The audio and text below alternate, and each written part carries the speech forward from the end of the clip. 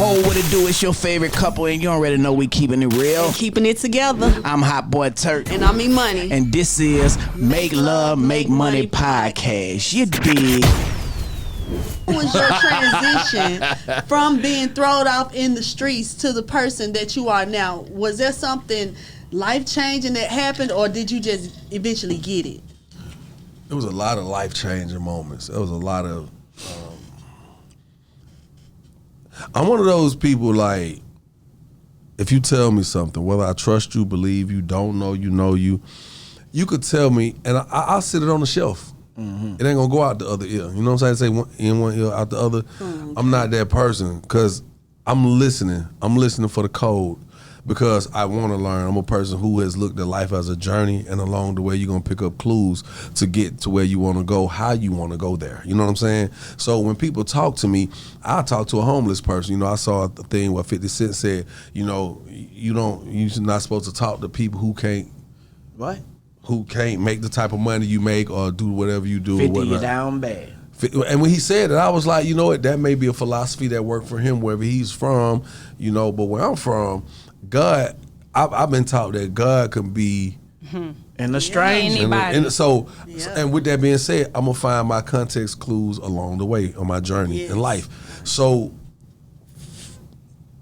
for me, it was a lot of moments when I could be sitting there and as something's playing out, the narrator, whether it was my mama, my dad, and my grandmama, whether it was a homeboy or uncle, somebody while I was in jail before, when I hear that voice as I'm watching something play out and it starts to narrate what I'm seeing, because they basically told you how it could happen, and as it's happening, that lets you know there's a lot of truth in these words. So sometimes you can't discredit someone.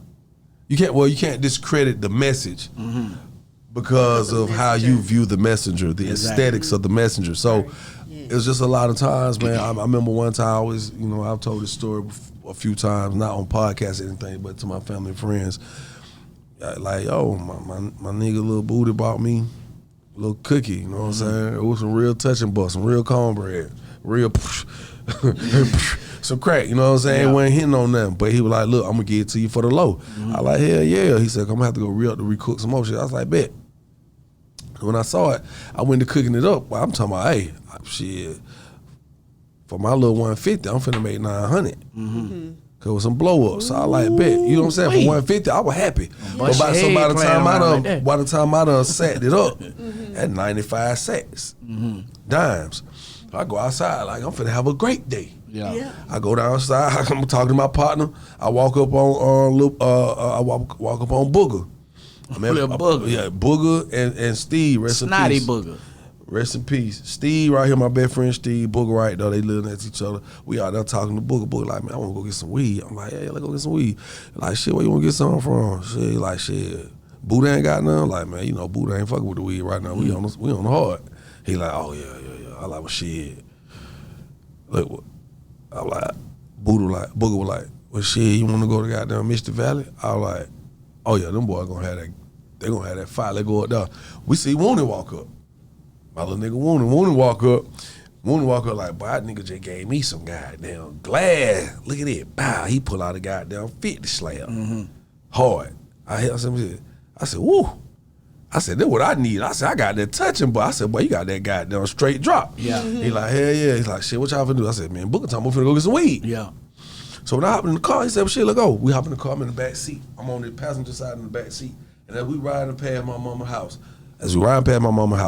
223, that's her address. Damn. 223. When I riding past that shit, everything started going in slow motion. And I felt like I wasn't gonna never see that goddamn house again. I said, hold up! Let me out the car, Rick. Let me out the car right quick. I went in the house, took the bomb, put it in the kitchen on the top shelf, jumped back in the car, boom. We get to Mission Valley, pull down there, get the gas, boom. Pull out. Soon as we pull out, police everywhere. They jump out. They got the dogs and everything. I'm like, oh shit. See? Damn. Crazy. Nigga went to swallow the weed sack. I looked at Wooney like, Remind me of look. I looked at Wooney like, you can't swallow that 50 slab. Your ass gonna die. Yeah. I'm looking at him like, he like, well, I'm gonna have to go to jail today. I'm like, all right, let's see how this shit go. Yeah. Shit, he's got done took that motherfucker somewhere. I don't know. Where he put it at? But when I got back to the house, when I got away, because that's right when Clinton had passed that, where you get a year for a sack. Yeah. That was each sack a felony. Yeah. Stupid shit. Yeah. So I'm like, boy, I'm looking at 95 years. Man, what? When I got back, I grabbed that shit. I called my nigga little booty about. I said, hey, I got something for you. But he said, for real? I put it back in the hand. I said, you can keep that little money. For real. And me saying keep that little money made me feel like you should at least got your money back. I said, no, I don't want nothing to do with none of it. No. And at that moment, I still did dirt, but I stopped fucking with hard drugs. Yeah. At that Exactly. moment. You know what I'm saying? Exactly. For a good little while, I'm gonna say Yeah. that. I still didn't learn my lesson fully, but at that moment, it was enough to say, hey, if you're gonna do something, you got to move with a little more resilience and a little more thought out. Exactly. And then so you come to the day, you realize that don't even make sense to still be doing the same dumb shit if you know this. Right. So when I just took my hands out the streets altogether because it didn't make no more sense to me. You got to, bruh. And, me on the same thing, you know what I'm saying? People look at us like, man, y'all green, y'all squared up, you know what I'm saying? Y'all got married, y'all this, y'all that, you know what I'm saying? Like, how do you feel like when people look at you and be like, man, bro, you ain't how you used to be, you know what I'm saying? Like, you married, you doing all this Think you extra all ass, that funny bunny and ass shit, you well, know what I'm saying? Like, well- you used to be like this. Well, it ain't too many people around me that's gonna say no shit to me like that. Okay. Because People, both places, and things both change. times that I married in my life, I leveled the fuck up so hard on niggas. And I'm not saying I leveled up because I was married, but it sure feels like when I married both times, I leveled up. Exactly. And so, and with that being said, if someone around me tells me that I'm not the same because I'm married, two things gonna happen. It's gonna be a shift. I'm gonna try to give them some game to help them understand why I'm married and why I chose to marry, and I'm gonna give them some facts to go with that, right? Facts. And I'm also gonna tell them, you are who I used to be. And because I don't want to be around the old me, I no longer want to be around you. If you can't level up, That's a good one. and when you tell it to somebody like that, you have to give it to, because if you don't, that's just like just then when I said you done had some moments, and then when I said I had some moments, you say, all right, we'll lay it out like that, because that's how you balance it out. Exactly. And I'm not saying that as a fluffer, like I don't mean it. I'm just being transparent, and I'm being, I'm just being true. Being real. Just Yeah. being real. Yeah. That's Yeah. all. Yeah. That's what's up, man. So speaking of, being married and everything, how did y'all meet? If you want to tell me that story. Well, this was a long time ago. This was back in 14. You ain't got to do all the guys. We already did that. on Let's TV. go. But anyway, when I met him, I was at the beginning of my legal career, and I was. We met at the Shell on Cascade, right across from the BP. So I was living in them apartments. What was it, Westwood Glen? True, the hood, yeah. And I ain't know it was the hood. Well, I mean, it's signs, Yeah. but that is the you hood. don't, But but it's you don't, it that's- don't just look like it right away where you at, though. Yeah. Yeah. Okay. And let's not keep in mind that Cascade is one of the most historical black streets in the Southeast. Okay. So much history on the street. So, Yeah. I'm like, I'm moving to Cascade and all that stuff. So anyway. Not knowing you get In the dark. we drop your ass Cascade. off over here and then look cut. The cut right here. Right in the corner. So one day I was on my way. I don't know. Had just got back or on my way to an interview at the Savannah's district attorney's office. I was like, I've been a lawyer for a little bit over a year and I don't like my job, so I'm gonna try something else. So I was at the gas station. I had on some sweatpants. He was there and he was walking out, and either I was walking out and he was at his car and he saw me and he was like pointing at my car, pointing at my tire, and I was like, oh my God, what is wrong with my tire? Because I had just went to the tire shop up there on MLK right off the exit, got me some new tires, and I'm like, I know it ain't flat again because I had to drive. Either I had just came back from Savannah or I was on my way. But anyway, he made kind of small conversation with me. He was like, oh, well, no, because when he pointed to my tire, he didn't know that I had just replaced my tire. So, But with the way she reacted, I knew something probably was already been panic. happening with that tire before. and I was a new lawyer then. I was very new at being a lawyer. So I was still struggling. I mean, I had moved from MLK to Cascade, so that kind of just give you a picture of where I was financially. So I was trying to hustle at the time. So he made that little small talk. We didn't exchange numbers, you know. he said he didn't ask me for my number. We didn't talk about nothing about numbers. We exchanged social media handles. That was the number. Yeah, back then. You see what I'm saying? So that's what I had to remind him. I'm like, hey, we slick started. I want to see what I'm looking and dealing with. And that's what he said he did. You know, we met that day and we left at just the Instagram handles, and then, you know, we would converse via Instagram, I guess. Not even really converse. We didn't even converse really. I didn't even hit you. I ain't even go on the page. What's your side then? Yeah, she telling. I ain't go on the page. So, okay, because you keep interrupting her like you don't want her to say nothing. No. It's just when I pointed at that time, the way she reacted, I was like, oh damn, I might need to do that because I looked like I gave her some anxiety.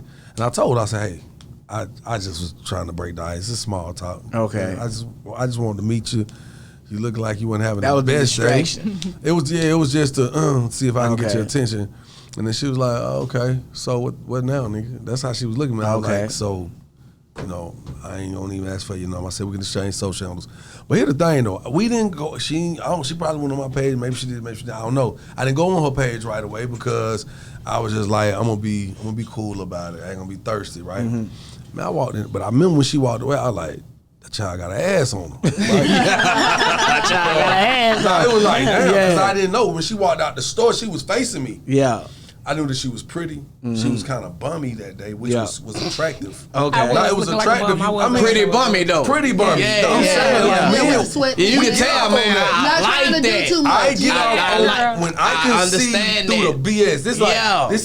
This I don't want to be bald. I'm gonna just throw this shit on, and it's gonna make a man feel like exactly. Right? Yeah. I see through that. I was like, oh yeah, she. I know she one of the ones. I can see. I can see everything through the clothes, but I ain't see that. Exactly. Yeah. So she walked away. I said, oh shit. Yeah. And I still didn't just keep it 1,000. I got to. I ain't jumped to it right away because I was dealing with real shit going on at that moment. So I might have lost focus for a minute, but I had to focus back on what I had going on. Yeah. So I didn't get the chance to look at her page yet, right? Mm-hmm. So I walk in the bank up the street from there. Yeah. Like 2 weeks later. And when I walked in the bank, for some reason, this day it was dark in the bank, bro. It was. I was like, why the fuck the bank? Why is it so dark in here? It was like gloomy, like they had the lights off or something. Right? It was down like. So when I walked over, it was somebody that had their back turned. They were sitting in the chair. It was Kendra. But this ass and the hips were poking out the chair. I'm like, God, follow that. Damn, right? I remember that. I looked. I was like, damn. And you know, I ain't want to say. I was just like, shh. Why they yoga on okay. So I'm talking to the teller. So as I'm talking, she hears my voice. Yeah. So that kind of prompted her to look back. So when I was like, yes, ma'am, I looked, she was looking, I was like, oh, hell. Yeah. That's really happening? Yeah. I didn't want to know, it's like a movie. It don't meant to be. It don't meant to be. One of John moments. Yeah. She was like, I said, so is this the part in the movie where I'm supposed to be like, maybe it's meant to be? It was meant to be. She started laughing. She was like, I say, you know what? It's meant to be. I'm gonna make sure I hit you. We're gonna lock in. So then from that day, that's when we started communicating. Okay. But I still was real easy on it because I knew that I had so much going on in my life. And when I looked at her page, I'm like, damn, she's younger than me. I know that. Yeah. By 8 ball. You know what I'm saying? So I'm like, I gotta be delicate with that. Yeah. Because I don't want her trying to run out here too fast and play with a big dog with the type of shit I'm going on. You know what I'm saying? Same way. You know what I'm saying? Because there's so much going on. But you know, sometimes that's why often men would choose a younger woman because by a man wanting to lead, naturally we are taught to lead. It's kind of hard to lead a woman who's your age or older sometimes because sometimes, depending on what age you is, a woman doesn't experience enough. She know enough about life. Exactly. She don't really need you to lead her no more. Exactly. She just... we all need helpmates. We need somebody to do this together with. Exactly. But anyway, so one day I was just like, I'm gonna snap this up. Mm-hmm. I had to do my homework though. I ain't just locking in with anything. So that thing, you know, man, I told her, I said, I'm really tired of these DMs. I want to get out these DMs and get into some real conversations. Yeah. And she was like, cool. Okay. What you waiting on? What took What you took so you long? so long? Okay, And then. it was just cool after that. That's yeah. what's up. I love it. I love it. So